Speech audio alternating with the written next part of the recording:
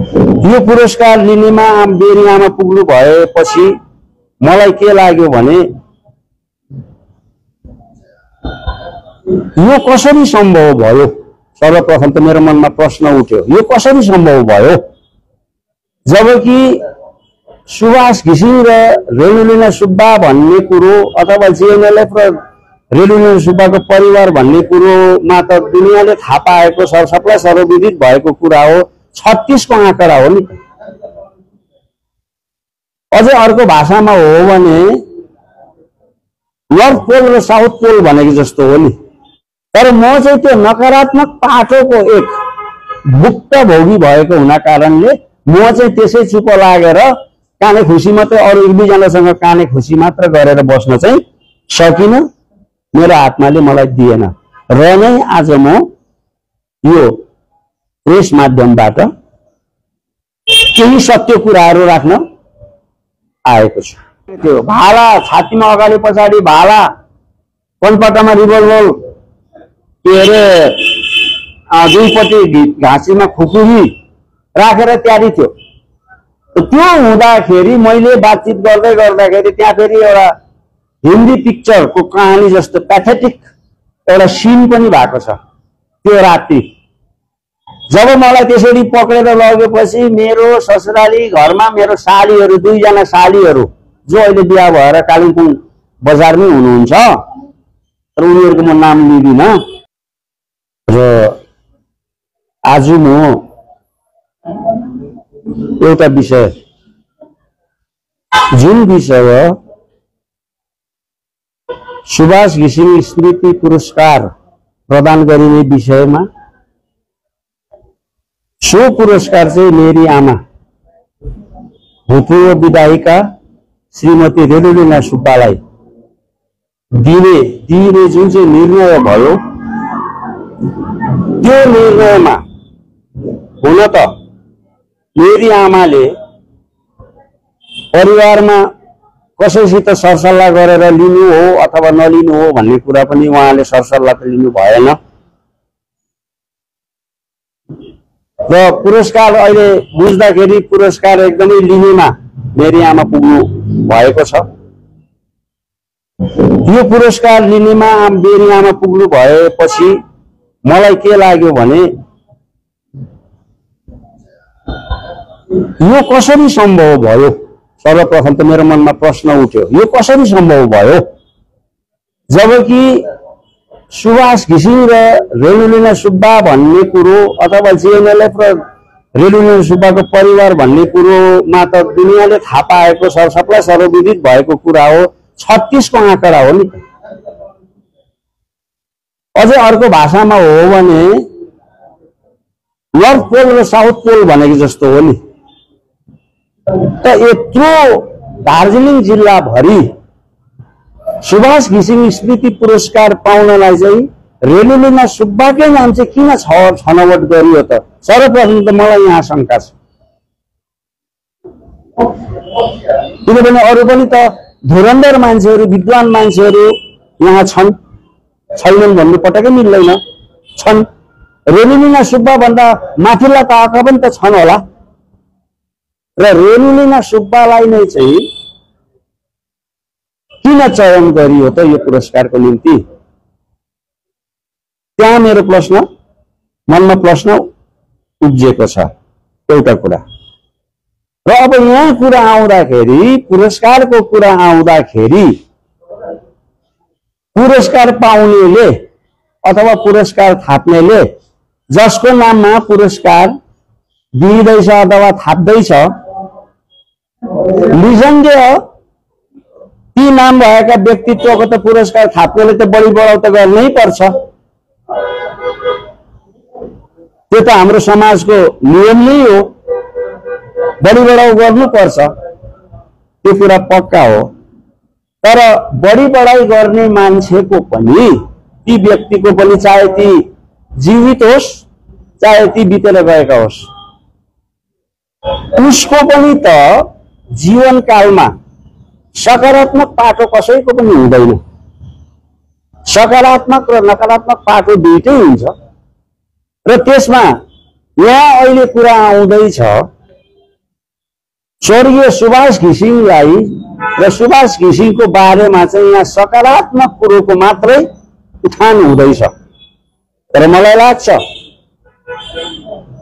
सकारात्मक साथसाथमा सत्य कुरा छ, प्रमाण छ भनेदेखि चाहिँ ल उसको नकारात्मक विषयहरू छ भने त्यो नकारात्मक विषयलाई पनि राख्न अति जरुरी छ। किनभने यो त भविष्यमा गएर इतिहास बनिने कुरा हो र त्यो इतिहास बनिँदाखेरि सुभाष घिसिङको पालाको जीएनएलएफको पालाको त्यो अवस्थाको बेलाको मानिसहरू अब कति बितेर गइसके, कति प्रौढ अवस्थामा पुगिसके र अब थोरै मान्छेहरू मात्रै छ त्यो सबै कुरो जान्ने र जसले पनि जानेका छन् अब उनीहरूले आएर त्यसरी खुलेर आएर नकारात्मक कुरो चाहिँ वर्णन गर्न चाहँदैनन् पनि सक्दैनन् पनि।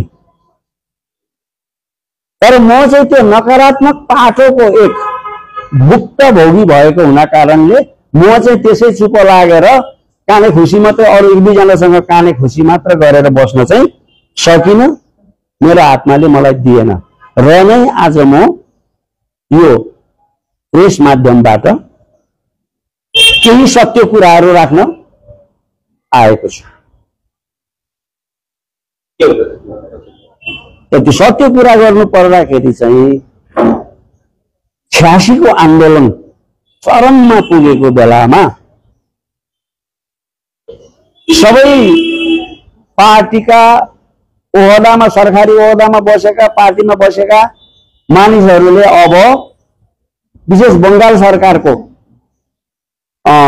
सरकारी ओहदामा बसेकाहरूले चाहिँ अब त्यहाँ उनीहरूले रिजाइन गर्नुपर्ने एउटा कुरो आइपर्यो, जुन कुरो चाहिँ कडाकडीको साथमा पालन गरिने भयो जीएनएलएफ पार्टी मार्फत। र अब यो चाहिँ जीएनएलएफ सुप्रिमो सुभाष घिसिङ को तर्फबाट नै यो चाहिँ अर्डर गरिएको थियो, यो सबैलाई विदित छ, फरमान सुभाष घिसिङ मार्फत नै भएको हो।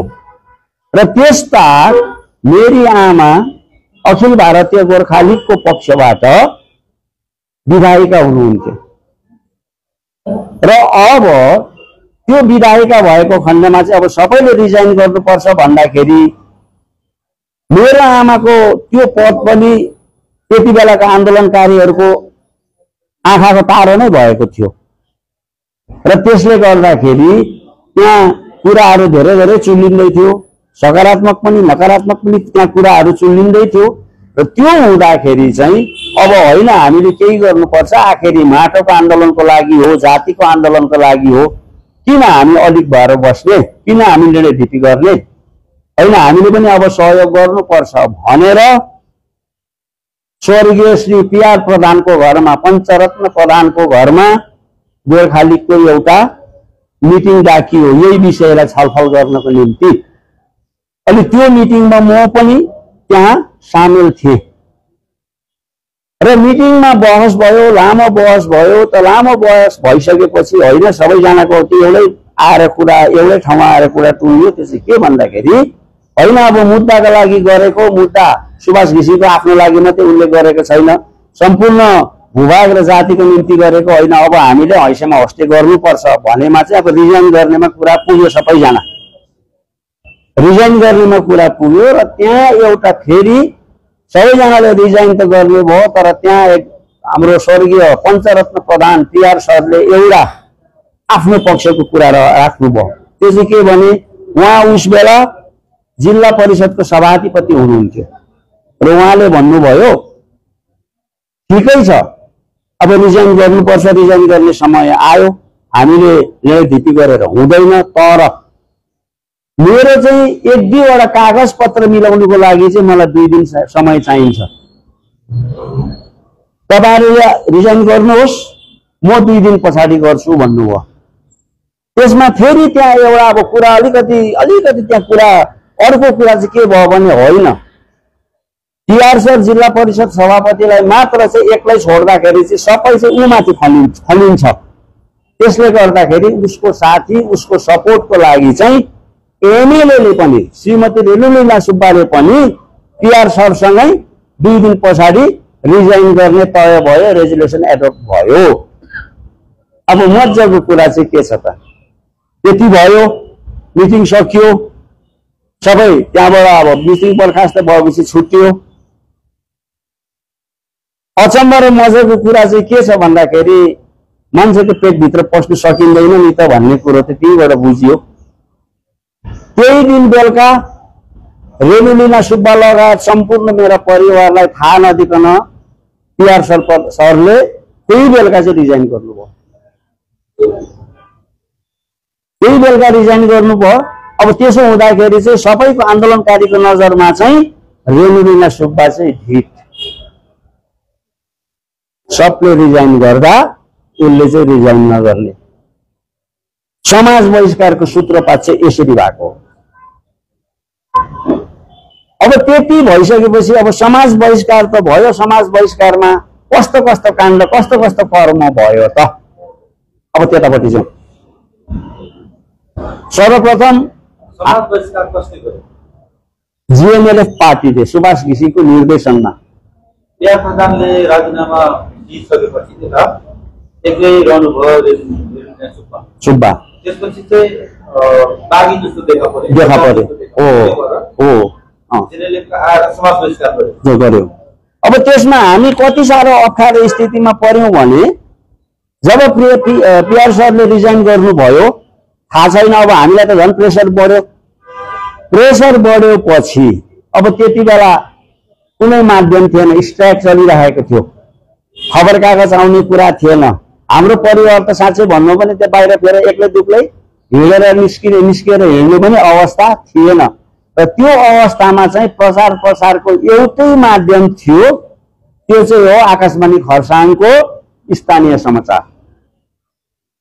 बेलुका सायद कति 6 बज्नु न 7 बज्नु 10 मिनट अगाडि सुरु हुन्थ्यो होइन स्थानीय समाचार। अब त्यो स्थानीय समाचार आकाशवाणी खरसाङमा खबर कसले पुर्याउने? टेलिफोन थिएन। हेर्नुहोस् है, टेलिफोनले काम गर्दैन, त्यो लाइनहरू सब काटेको थियो। हाम्रो त झन् एमएलए भएको हुन कारणले त्यो प्राइभेट टेलिफोन ल्यान्डलाइन थियो, त्यो सबै लाइन काटिएको थियो।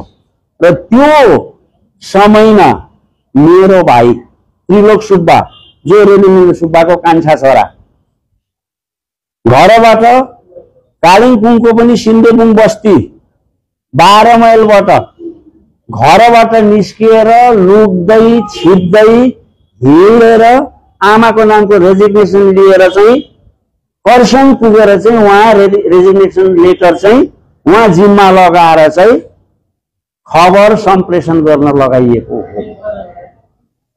त्यो अवस्था भएको। मेरो भाइ त्रिलोक यहाँबाट हिँडेर लुक्दै छिप्दै त्यो अवस्थामा खरसाङ रेडियो स्टेसनमा पुगेर त्यो आमाको रेजिग्नेसन लेटर चाहिँ त्यहाँ थमाएर सम्प्रेषण गरेपछि चाहिँ अलि फर्केर आएको अवस्था यस्तो थियो। र पनि अब मान्छे त्यति बेलाको हावा, मान्छे एकोरिएको, खोला नाला प्रकृति ढुङ्गा मुढा सबै त हरियो थियो, जीएनएलएफ थियो। अब त्यहाँदेखि अब फेरि गाउँ बस्तीमा आफ्नो वरिपरि कतिजना त आफन्तरी मात्रै नभएर शुभचिन्तक मात्रै नभएर कतिजना त रिस डाह गर्नेहरू पनि थिए। यसलाई चाहिँ कहाँनिर चाहिँ मौका पाएर चाहिँ थला बसाउँ भन्ने त्यहाँ उनीहरूको पनि चलखेल बढेर गयो। चलखेल बढेर गयो। त्यो चलखेल बढेर गएपछि चाहिँ त्यहाँ अब समाज बहिष्कारको कुरा उठ्यो, एलान भयो। अनि समाज बहिष्कारमा चाहिँ अब सर्वप्रथम के भयो भन्दाखेरि खास कुरो के हो भने मेरो बाउ एक टर्म 1969 मा 69 सालमा एमएलए हुनु भएको, आज पर्यन्त जिउँदै हुनुहुन्छ, 97 वर्षको उमेर भयो। अब मेरो आमा 2 टर्म्स एमएलए, हामी 2 जना दाजुभाइ, 2 जना दिदीबहिनी। आमाको त्यत्रो रापताप हुँदाखेरि मेरो आमाले अहिलेको संस्कार जस्तो आफ्नो शाखा सन्तान चेपेर नौकरीमा हाल्न कहिले पनि चाहनु भएन। हामी 4 जनाले सरकारी नौकरी गर्यौं दार्जिलिङ जिल्लामा अथवा पश्चिम बंगाल भित्र। त्यो मेरो आमा बाउको त्यस्तो खालको सोच थियो। किनभने हामीभन्दा पढेको राम्रो निमुखाहरू अझै छन्, उनीहरूले फर्स्ट प्रायोरिटी पाउनुपर्छ भन्ने उनीहरूको त्यो विचारधारणा थियो। र हामीले नौकरी गर्ने चाहना पनि राख्यौँ न, नौकरी गरिएन। अब बस्तीको ठाउँ, जग्गा जमिन प्रशस्त, म त सानैदेखि खेतीपातीमा भिजेको मान्छे हो, मेरो इन्ट्रेस्ट नै खेतीपातीमा थियो र म त खेती किसान नै गर्थेँ। र अब बस्तीमा खेतीपाती सर्वप्रथम धान उठाउने बेला भएको थियो। अब धेरै जमिन 30-40 मुरी धान उठाउनु पर्ने, सधैँ त खेताला लाउने, सर्वप्रथम खेताला रोक्यो, खेताला आउनु दिएन, धान काट्नु धान उठाउनु। हामी घर परिवार कहिले गर्यौं? त्यसमा साथ दिने मेरो ससुराली परिवारको सदस्यहरू थिए। मेरो बुढी सासु धरी पनि आएर सघाउ गरेको त्यस्ता मेरो सालोहरू सालीहरू हो कि। अनि हामी दुई घरलाई नै समाज बहिष्कार गरिएको थियो, मेरो ससुराली घर र मेरो परिवारको घर। अनि 1 नम्बरमा खेताला पात रोकिदियो।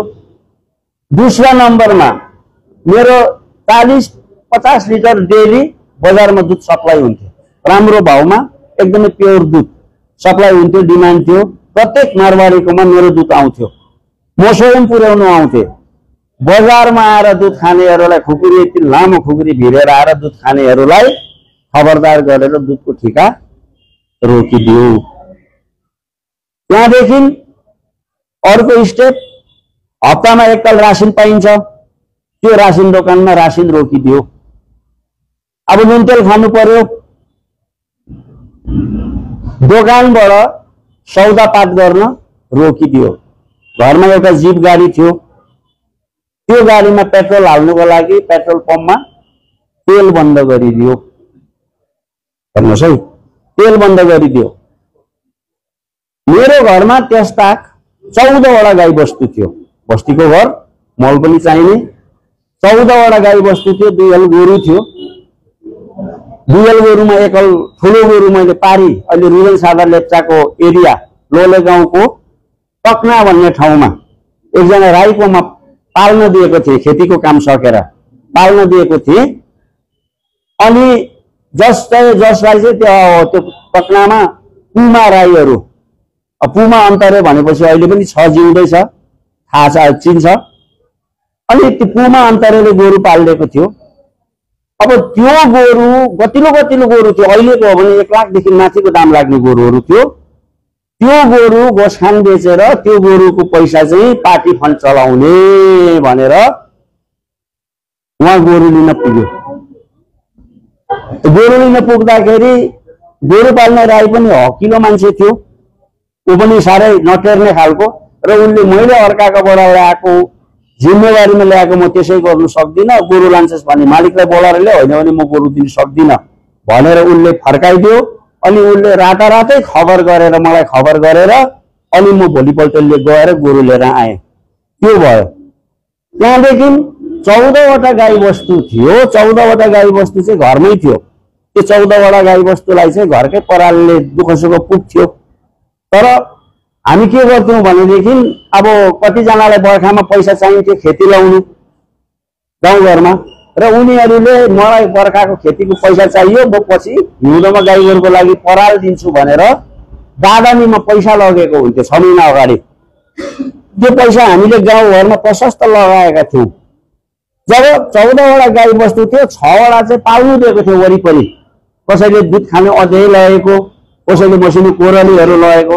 त्यो पनि ती गाउँका पाल्ने मान्छेहरूलाई धम्क्याएर रातारात घरमै ल्याएर थुपारेको, गर्दा 20वटा बनाए, 14 देखि 20। अब घरमा भएको स्टक परालले नपुग्ने भयो। अब त्यो पराल लिनु जाँदा त्यो पराल उठाउनु दिएन। बिचारा एकजनाकोबाट त पराल ल्याएको पनि, त्यहाँदेखि सबैजना धुरिएर गएर त्यो पराल दिने मान्छेको घरमा मट्टितेल पुल्ठो ठिक पारेर, मचिस ठिक पारेर तेरो घर चलाउ कि पराल ल्याउँछस् फर्काएर भन्दाखेरि परालहरू पनि रुँदै आएर बोकेर पराल फर्काएर लगेको कहानी हो। हेर्नुहोस् है। अब त्यति मात्रै होइन, मेरी आमा रेणुलिना सुब्बा जो अहिले सुभाष घिसिङ स्मृति पुरस्कार थाप्न लाग्नु भएको छ, उहाँ गंगोत्री स्कुलका प्राइमेरी टिचर हुनुहुन्थ्यो। अनि उहाँलाई स्कुल जाँदाखेरि तँ स्कुल जान पाउँदैनस् भनेर जीएनएलएफ का क्याडरहरूले बाटोमा रोकेर प्रताडना गरेर दिएर बेइज्जत गरेको पटक पटक हेर्नुहोस् है, त्यत्रो बेइज्जत गरेको पटक पटक त्यो सबै भयो। अब त्यो सबै भएपछि अन्तमा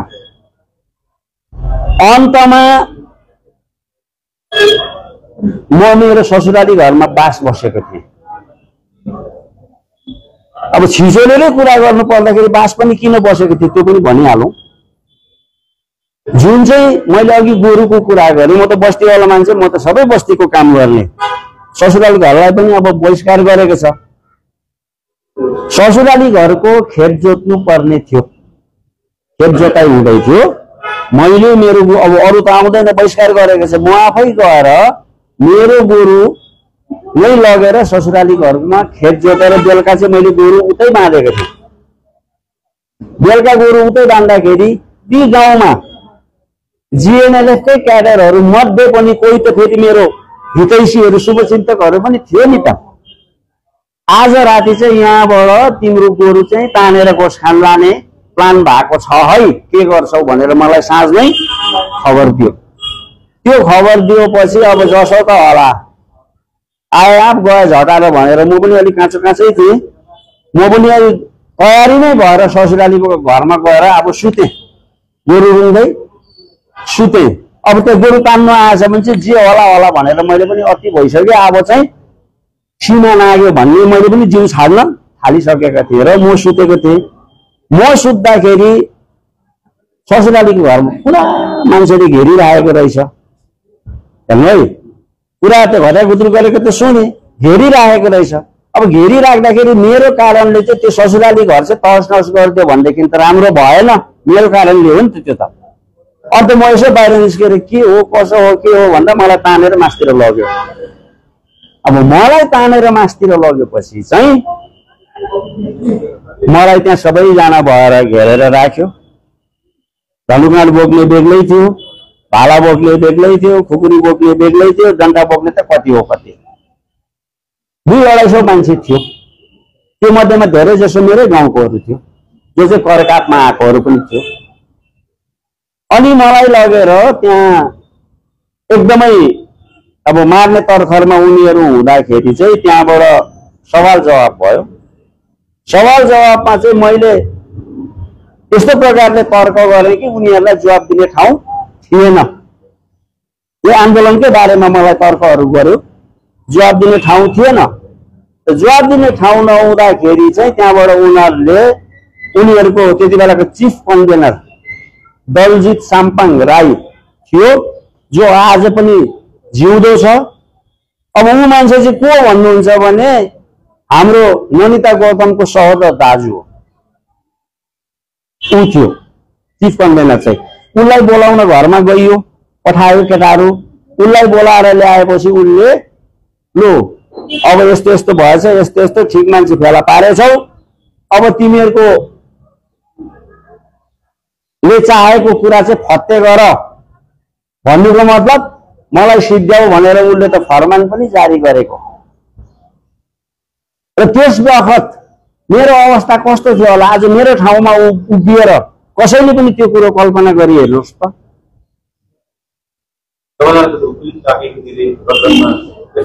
थियो, सबै गरेको थियो। भाला छातीमा अगाडि पछाडि भाला, कनपट्टामा रिभल्भर, के अरे दुईपट्टि घाँसीमा खुकुरी राखेर तयारी थियो। त्यो हुँदाखेरि मैले बातचित गर्दै गर्दाखेरि त्यहाँ फेरि एउटा हिन्दी पिक्चरको कहानी जस्तो प्याथेटिक एउटा सिन पनि भएको छ।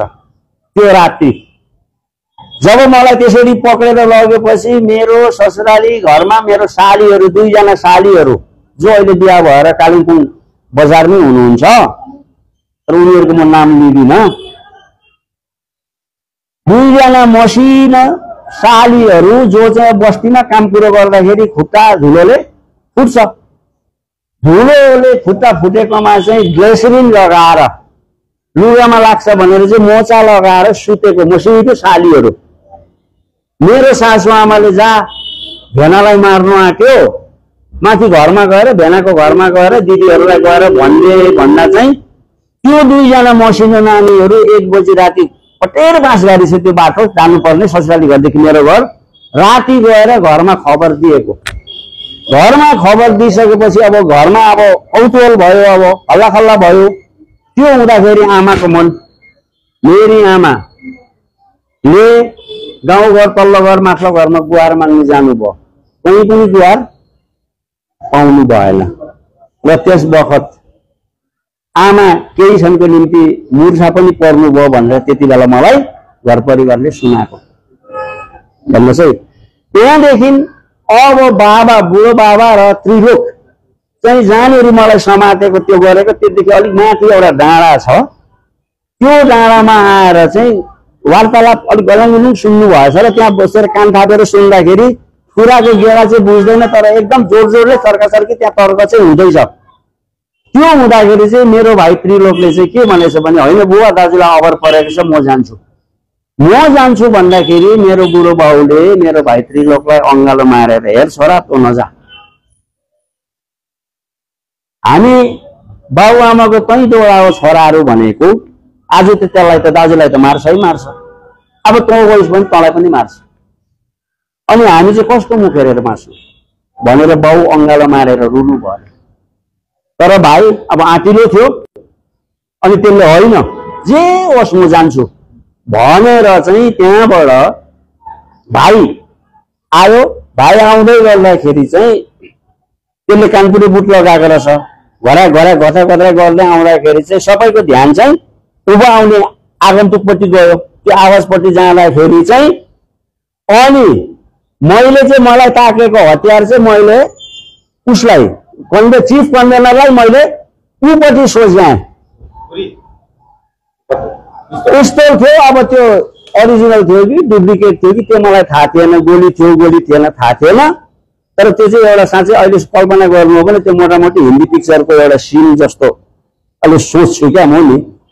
अन्त त्यो भइसकेपछि चाहिँ त्यहाँबाट त्रिलोकले एकदमै तगडा आर्गुमेन्ट राख्यो फेरि त्यसले उनीसिधै भन्यो अरे तपाईँहरूले के गरेको तिमीहरूले के गरेको यो मेरो दाजुलाई मार्दा गोर्खाल्यान्ड बनिन्छ त गोर्खाल्यान्ड बनिन्छ भनेदेखि चाहिँ मेरो दाजुलाई मात्रै होइन हामी सबै सन्तानलाई मार काट तर हामीलाई काटिसकेपछि गोर्खाल्यान्ड बनिएको हुनुपर्छ है होइन भने हामी सम्पूर्ण परिवारको थोपा थोपा रगतले त्यो तिनीहरूलाई सन्तान दर सन्तान पिरोल छ है यति चाहिँ याद गर्नु भन्दाखेरि अब त्यहाँ हाम्रो पक्षको मान्छेहरू पनि त थियो जो करकाटमा आएको थियो हाम्रो पक्षको मान्छेहरू पनि त्यो उनीहरू त बोलेको थिएन आर्गुमेन्टमा पनि बोलेको थिएन ती मध्येमा एकजना बुढा मान्छे मभन्दा सिनियर जो अहिले बितेर जानुभयो उसलाई उसको मैले झट्टै नाम चाहिँ बिर्सेँ उसलाई चाहिँ गाउँमा चाहिँ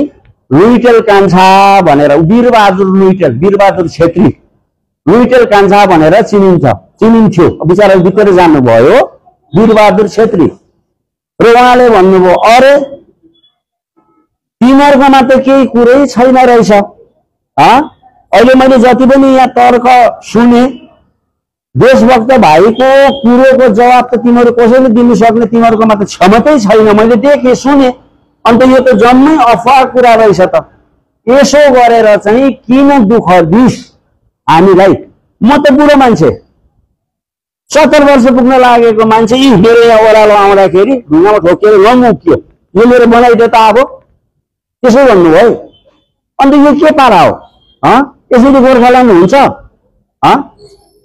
तिमीहरूले लगाएको आरोप अनुसार त यहाँ त कुनै आरोप नै सिद्ध भएन त तिमीहरूले गर्नै सक्यौन यत्रो 1.5-200 जनालाई त देशभक्त एउटैले लितिपिति पारे त कुराले तर्कले अन्त यो हावाको काम कुरो किन गरेको भनेर ऊ राखिएपछि चाहिँ त्यहाँबाट सबैजना ठन्डा भयो है सबैजना ठन्डा भएर लास्टमा के भन्यो चिफ कन्भेनरले होइन यिनीहरूलाई यहाँ हामीलाई मान्छे एकट्ठा गरेर के अरे यहाँ भुल्याएर अर्कोपट्टि केही गर्ने पनि यिनीहरूको चाल पनि हुन सक्छ र अब गएर सबैले आफ्नो आफ्नो खटाएको ठाउँमा गएर नै त्यहाँ गएर चाहिँ अब त्यहाँ रखवाली गर्नु र भाइहरू अब जाऊ हिँड भनेर फर्केर गएको अनि म घरमा त्यस्तो अवस्था भएको भन्यो पछि सुभाष घिसिङलाई थाहा थियो नि त रेणुलिना सुब्बाको घर परिवारलाई यस्तो भएको छ यस्तो गरेको छ भनेर। लु मानिलिनु उसले गरेन अरे,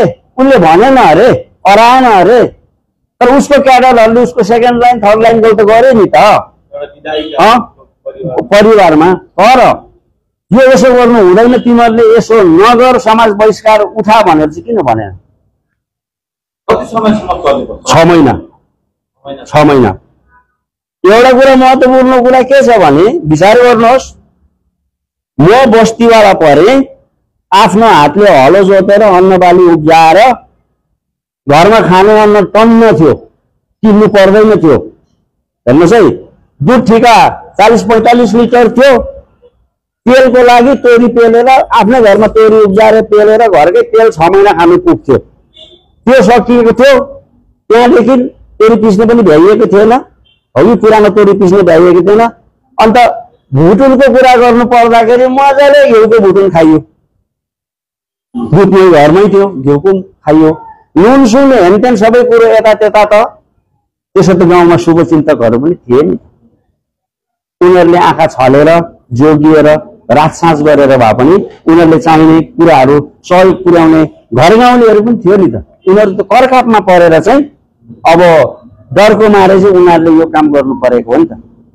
र यति भएको र यहाँसम्म भयो पछि अब के यो कुरा अवार्डको कुरा मैले अघि नै भनिहालेँ। 36 को आँकडा, उत्तर ध्रुव र दक्षिण ध्रुवको कुरा मैले अघि नै भनिहालेँ। अन्त यो रेणुलिना सुब्बाले पाउनु अनि रेणुलिना सुब्बाले थाप्नु, के यो नीतिगत सही साबित हुन्छ? जसले प्रताडना गर्यो उसैको नाममा पुरस्कार नीतिगत यो सही साबित हुन्छ? यो न्यायसङ्गत हुन्छ? र हुन्छ होला अरूलाई, तर म स्वयं देशभक्त सुब्बालाई चाहिँ यो कुरो चाहिँ मलाई चाहिँ पटक्कै पचेको छैन। कि यो मलाई पचेको छैन भनेर यो गणतन्त्रमा मैले के आफ्नो अभिव्यक्त व्यक्त गर्नु पाउँछु कि पाउँदिन, सक्छु कि सक्दिन? र खास कुरा यो, र यति मात्र होइन,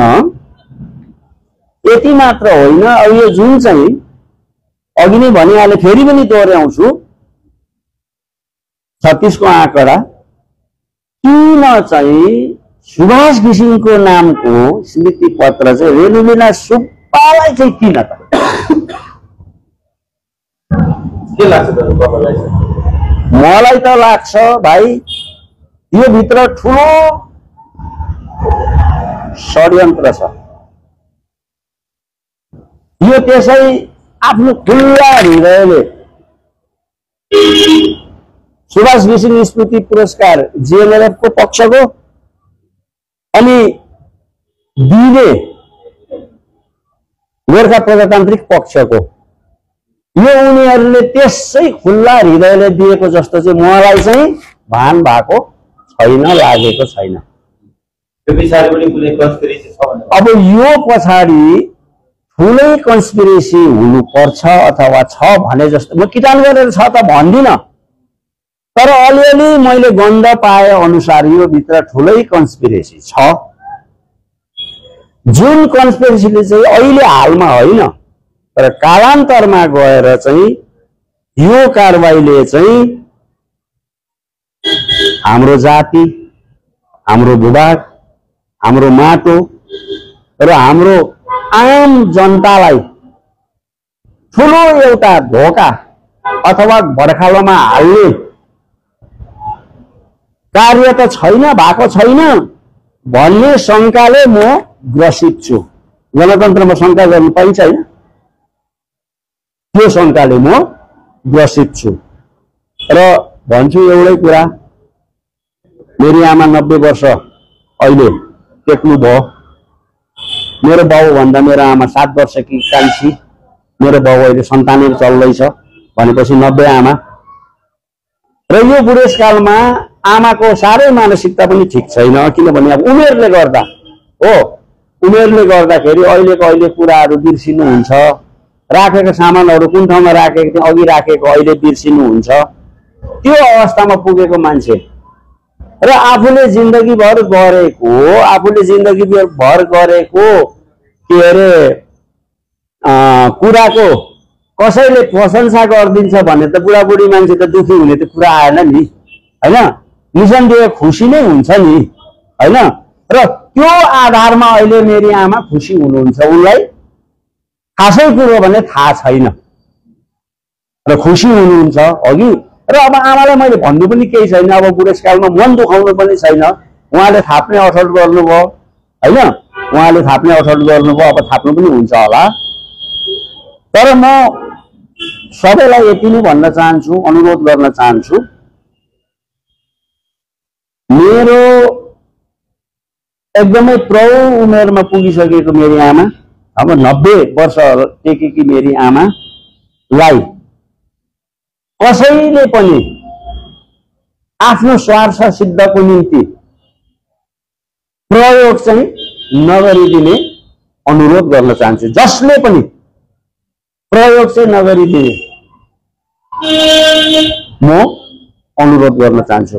र अब भन्नु त अरू त्यस्तो केही छैन। हजुर,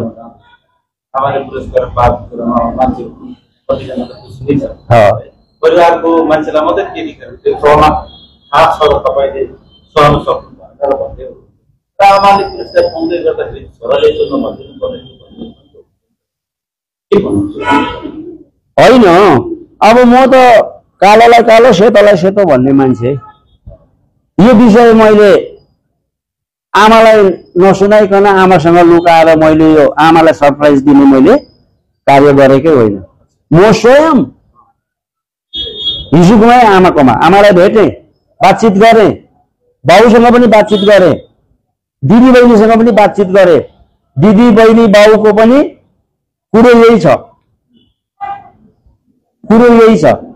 र त्यसले गर्दाखेरि चाहिँ मैले आमासँग पनि कुरा गरेँ। अब आमा अलिकति अब सबैलाई थाहा भएको मान्छे, आमा अलिक हठी स्वभावको हुनुहुन्छ। अन्त अब मेरो कुरा चाहिँ आमाले होइन तैँले जेसुकै भन्, अब मैले त वचन दिइसकेँ, तैँले जेसुकै भन् भन्नुभयो। त मैले चाहिँ भने ठिकै छ, तपाईँले वचन दिनुभयो, तपाईँलाई म यो पुरस्कार नथाप्नु त पटक्कै भन्दिनँ, कदापि भन्दिनँ। त्यो भन्ने मेरो अधिकार पनि छैन, तपाईँ त मेरो आमा हो, होइन? तर दुःखको कुरा चाहिँ यति नै हो, तपाईँले कोहीसँग सरसल्लाह घर परिवारमा चाहिँ त्योभन्दा पहिला चाहिँ के गरौँ कसो गरौँ भनेर सरसल्लाह गर्नु भएन। त्यो तपाईँको कुरा है। र त्यसमा मलाई दुःख लागेको र तपाईँलाई म एउटा कुरा चाहिँ भनिराख्छु, मलाई चित्त नबुझेको कुरो चाहिँ म भोलि प्रेसमा चाहिँ कुरा चाहिँ राख्छु है आमा, त्यसमा दुःखमन नगर्नु, त्यही म भनेर आएको। नगर त भन्नु हुँदै थियो अघि, र अब त्यो चाहिँ मैले भनेरै आएको। र अब मैले त यतिसम्म पनि भनेको छु आमालाई, सुझाव दिएको नि, भनेको होइन, अर्डर दिएको होइन, सुझाव दिएको। जिएनएलए पार्टी र सुभाष घिसिङको बारेमा धेरै जानकारी छ अघि, के थियो कस्तो थियो धेरै जानकारी छ। नदेख्ने नसुन्ने मान्छेले पनि पढेको छ, इतिहास बनिएको इतिहास पढेको छ। र मैले सिधै भनिदिएको छु, त्यो अवार्ड थाप्दाखेरि तपाईलाई एक दुई शब्द त बोल्नु लाउँछ। सुभाष घिसिङको सकारात्मक कुरोले मात्रै बढी बढाइ नगर्नुहोस् है। यदि तपाईँ आफूलाई परिपक्व छु भन्नुहुन्छ भने नकारात्मक पाटोलाई पनि छुवाएर आउनुहोस् है त। म तपाईँको सम्भाषण सुन्छु सम्म भनेको छु।